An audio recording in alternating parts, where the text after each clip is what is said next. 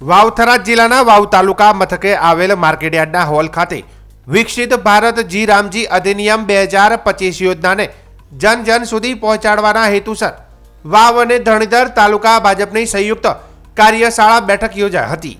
કાર્યશાળામાં કેન્દ્ર સરકારની મહત્વાકાંક્ષી યોજનાઓ અને અધિનિયમ વ્યાપક માહિતી આપી કાર્યકર્તાઓને માર્ગદર્શન આપવામાં આવ્યું હતું। કાર્યશાળામાં જિલ્લામાંથી આમંત્રિત વક્તા તરીકે ભગવાનભાઈ વ્યાસે અધિનિયમ 2025ના હેતુ લાભો અને અમલીકરણ અંગે વિસ્તૃત અને સરળ ભાષામાં સમજ આપી હતી।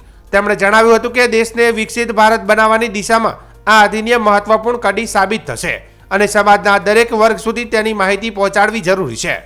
આ પ્રસંગે માર્કેટયાર્ડના ચેરમેન નાગજીભાઈ પટેલ, વાવ તાલુકા ભાજપના મહામંત્રી ધનજીભાઈ રબારી, મહામંત્રી વાલજીભાઈ પટેલ, રામસિંહભાઈ રાજપૂત, કેશર કૃપા, રાયમલભાઈ પટેલ, ઈશ્વરભાઈ પટેલ, સુરેશભાઈ માળી, પ્રવીણસિંહ ચૌહાણ, રણજીતસિંહજી ચૌહાણ તેમજ ભાજપ મંત્રી ભગવાનભાઈ બ્રાહ્મણ સહિતના આગેવાનો અને કાર્યકર્તાઓ હાજર રહ્યા હતા।